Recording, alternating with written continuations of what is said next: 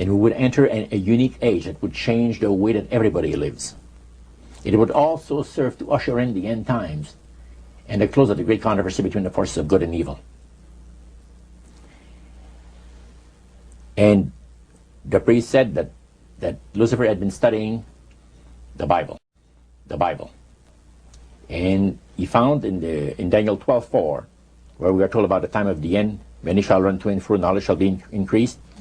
He understood it to be that we're getting to that point.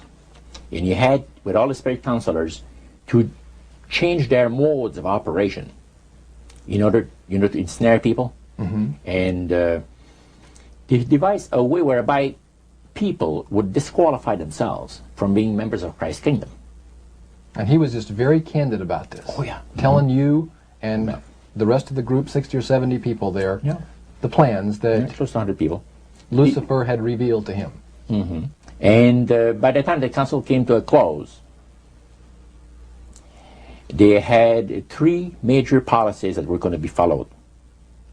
First, they were to see to it that humans would be made to believe that Satan and his angels do not really exist.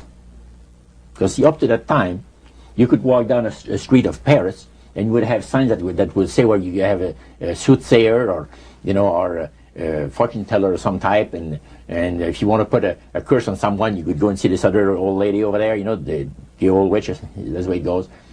But now it had to change.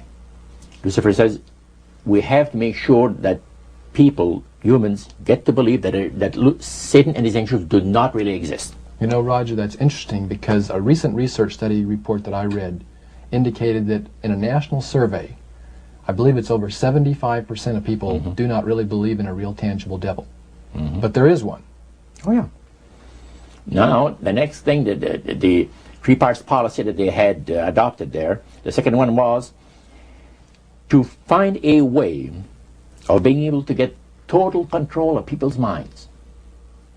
And that would be done by taking hypnotism out of the realm of the occult and introduce it as a new science for the benefit of mankind.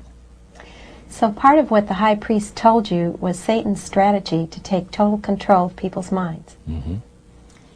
They felt that by taking hypnotism out of the realm of the occult and introducing it as a new science for the benefit of mankind, they could then use people of great renown, educators, people of capacity, that would do great things, such as supposedly regress people in time to former lives that they had. And of course, after the session is over, the person would not know a thing about ancient history, and the person that she or he has talked about performing, certain deeds, we'll say 3,000-4,000 years ago. But this was their strategy. Now, what this would do for the thing is this, that it would create in the minds of the general public, solidly set in the mind of the general public, an unwavering trust in that great deception. In other words, people could, they would believe it. This person was hypnotized, was regressed in time to, former lives, and did this and did that, and no deception. Maybe Alexander the Great, we'll say, and some of his generals and people like that. And the person, after the session is over, comes out of hypnotism, and he or she doesn't know what she's talking about.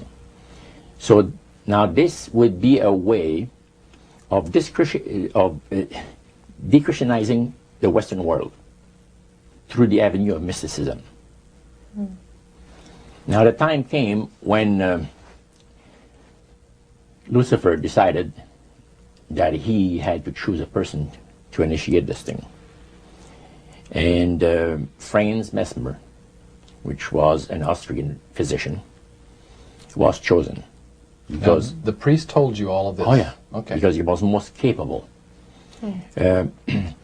Mesmer originated a theory called animal magnetism, later on named mesmerism. Mesmer was led by the spirits to believe, and this is what the priest said, was led by the spirits to believe that certain persons have a magnetic influence within themselves, so to speak, that would cause them to have great power over other persons, even to the point of placing them into a trance. And at that time, that was readily accepted by people in general, at the time that Mesmer lived. So people realize, you know, that some people get a capacity to put you into a trance. That's the way. Now, by the time that he died, in 1815, a lot of the physicians in Europe were using hypnotism as a means of anesthesia. Now, hypnotism is the same as mesmerism? That's right. Okay. So mesmerism that's been developed to a higher degree of refinement. And the priest went on saying that the plan of Satan to deceive the human family this way, he says, is the most intriguing thing to his mind. And he went on saying how it was going to be brought about. He said that a fellow by the name of Darwin and another fellow by the name of Thomas Henry Huxley would be used by the spirits because in their childhood they had been hypnotized by medical doctors. And they figured that they would be real good subjects to lead the people into this belief that they had, that Satan wanted to bring into people's lives. Now, what were those 3 points again, Roger? The 3 things were, number 1, that they did not want Satan did not want the human family to think that he or his angels existed. Right. The second point that you made had to do with taking control of people's minds. That's right. The third point was what? Was to destroy the Bible without burning it. Okay. See? And what was his strategy on that? On that, it was very interesting.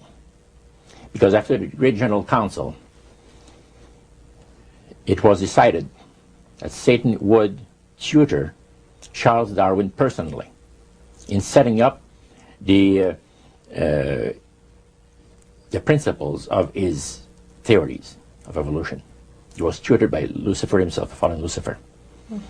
And at that time, it was understood, Satan and his spirit counselors understood, that if a person was led to believe in the theory of evolution, it would, in his life, destroy completely the creation week of the Bible, the fall of man, and the plan of redemption. It would do away with it. In one fell swoop. Yeah. Now, he made a unique statement.